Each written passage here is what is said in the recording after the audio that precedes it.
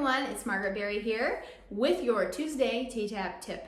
For today, we're going to talk about the hip hinge. This is something that is done in t-tapp a lot, but also is something you do in your day-to-day life a lot. If you're picking up your child's toy, if you're doing anything where you're having to bend down and pick something up, this is going to be helpful for you. And if you do t-tapp, it will also help you with those moves where we do a hip hinge. So before I get to the tips, I just want to remind you guys that I do recorded t-tapp classes and clinics for all skill levels. You can find the link to that in my profile. So now let's get on to the tips. All right, in t-tapp, a lot of the moves use a thing called the hip hinge. And Teresa doesn't really call it that, but that's kind of what it is. You're hinging from your hips over to a flat back. Now, if you work out in other methods like weightlifting, you'll notice, oh, this is what you do when you're getting ready to do a deadlift or something where you're doing a row where you have a flat back. It's the same positioning. But today I'm going to show you how to do it properly. And the benefits of this are that you will not only strengthen your back muscles, but you'll also really strengthen your glutes. Whenever you can do this whenever you're picking your child's toy up during the day, or you're having to pick your child up off the floor. It will save your back while giving you better core activation and activating your glutes, which is honestly a win-win. So let me show you how to do this. First, you want to have your feet around shoulder width apart. It doesn't really matter, you don't want to be too narrow because you're going to have some room. So you want to have your feet about hip width and make sure they're straight from toe to heel. Now for the hip hinge, if you've watched my other videos, and if you haven't watched my stack your ribs video, you can go back and watch that, it's in my feed. You want to still keep that rib to hip as you go over to a flat back. So what so many of us do, and I'm guilty of this when I'm picking up a toy, is I go like this. And that is called spinal flexion. And if you're picking up something heavy and doing that, your discs are not going to be very happy.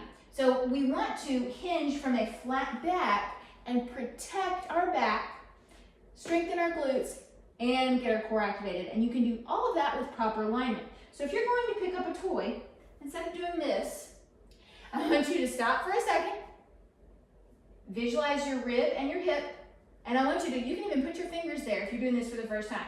Put your fingers there, and I want you to think knees go out as you hinge over, and I want you to think and push into your heels like you're trying to break a piece of paper that is put between your feet. So you know those rolls of craft paper that kids have that are really wide and long? You have one of those on your feet, and you're pushing into the floor to try to split the imaginary paper, if that makes sense. That's how I cue people to really feel that. Now, when you're right here, you're gonna start feeling your glutes. If you're thinking push. Now, you may notice this is the setup similar to oil wells. It is. It's the same concept. Pushing those feet out like you're trying to, break that invisible paper, hand on hip bone, hand on rib, and you're gonna go over, and I want you to make sure that you keep that. Notice right here is when people start to do this. That's not very good for your back either. And neither is this. It's that nice neutral where your ribs over your hips, your knees are out, and you're splitting that paper with your foot. And boy, you are going to get a mini workout while you're picking up your child's toy. So you can try this. Try this during the day. Go over to your flat back. Knees go out. It's almost like you're going to sit in a chair with your butt, but you're keeping everything in a nice straight line.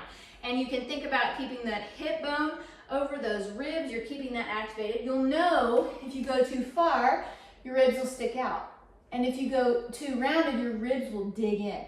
Neither of those are correct. Remember, long spine, so long, knees go out, split that paper, pick up that toy, or your child, or whatever you have that needs to be picked up off the ground. Or if you're setting up for something like oil wells, that's your setup. It's the same thing, but it's applicable to so much.